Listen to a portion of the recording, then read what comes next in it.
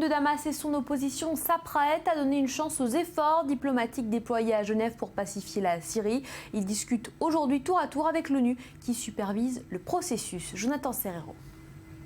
Le ton est solennel. Au travers d'une vidéo, le secrétaire d'État américain John Kerry a adressé un message depuis Washington aux partisans et opposants à Bachar el-Assad. Il a appelé les deux parties à saisir le moment des négociations. Le monde doit saisir l'opportunité qui lui est présentée. Il doit soutenir tous les efforts pour mettre fin à l'oppression dont est victime le peuple syrien dans ce conflit. Il n'existe aucune autre voie que celle des négociations pour mettre un terme à cette guerre. Ces discussions doivent impliquer toutes les parties et tous les pays. Après avoir menacé de se retirer samedi, le Haut Comité syrien des négociations a fini par accepter de s'entretenir pour la première fois dimanche avec l'émissaire de l'ONU Staffan de Mistura. Les représentants de l'opposition au régime de Damas sont désormais prêts à entamer les pourparlers. Nous sommes là et nous sommes prêts à entamer des négociations. Nous attendons toutefois de la communauté internationale qu'elle prenne les mesures nécessaires pour faire appliquer la résolution signée par les 15 membres du Conseil de sécurité de l'ONU. La résolution 2254 de l'ONU, adoptée en décembre, fixe un cadre aux négociations. Elle exige l'arrêt des attaques contre les civils et un accès aux populations assiégées. L'émissaire onusien a tenu à rassurer ses interlocuteurs sur le futur des discussions.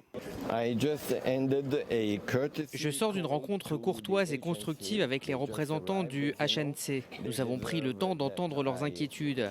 Nous leur avons expliqué notre plan d'action et l'ensemble des réunions que nous devons mener. Nous devons faire preuve d'optimisme et de détermination.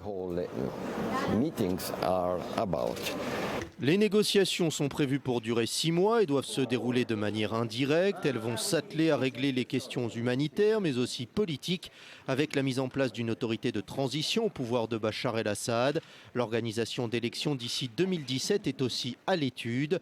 La partie est cependant loin d'être gagnée. Le gouvernement syrien, par la voix de son ambassadeur à l'ONU, Bachar al-Jafari, a accusé l'opposition de ne pas être sérieuse dans ses demandes. Il a rappelé que l'objectif de Damas était de mettre fin au bain de sang dans le pays, sauf qu'un attentat perpétré dans le sanctuaire chiite de Saïeda a fait un peu plus de 60 morts et environ 110 blessés.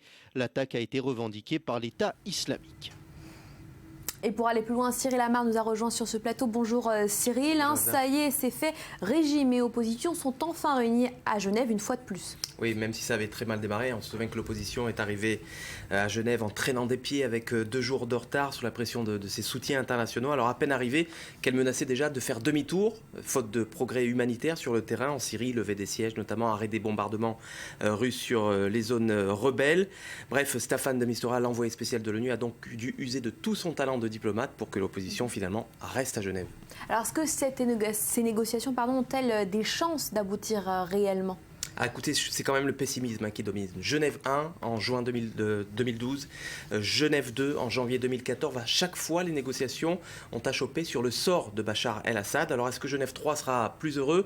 On a quand même des raisons d'en douter. Pourquoi ? Parce que jamais depuis le début de ce conflit, Bachar el-Assad n'avait eu le vent en poupe qu'il a actuellement. Il a le soutien des Russes, soutien militaire, qui l'aide d'abord à repousser les rebelles, mais aussi à reprendre certaines localités perdues par le régime. Soutien politique également avec le retour en grâce de l'Iran. On a vu récemment avec la tournée européenne de Hassan Rouhani, à qui les Européens ont carrément levé un tapis rouge. Et puis même la France, qui était autrefois intraitable sur le départ du président syrien, qui refusait de choisir entre la peste de Daesh, le choléra d'Assad, et bien même elle, on voit bien qu'aujourd'hui l'ennemi numéro 1 c'est Daesh. Elle est très peu regardante sur le sort de Bachar el-Assad. Et puis outre la question de Bachar, il y a aussi d'autres questions, d'autres acteurs qui eux ne sont pas du tout liés par ces négociations à Genève, à savoir Daesh, qui a frappé, on l'a vu dans le sujet, Al-Qaïda et sur le front al-Nusra, et puis les Kurdes du Nord qui devraient le jour venu réclamer leur indépendance. Donc on souhaite bonne chance à John Kerry, en espérant qu'il ait plus de succès avec les Syriens qu'il en a eu avec les Israéliens et les Palestiniens. Pour parler, donc, qui s'annonce une fois de plus compliqué, merci beaucoup Cyril Amar. Voilà pour la première partie de cette édition. Bienvenue à tous si vous nous rejoignez, à suivre tout de suite.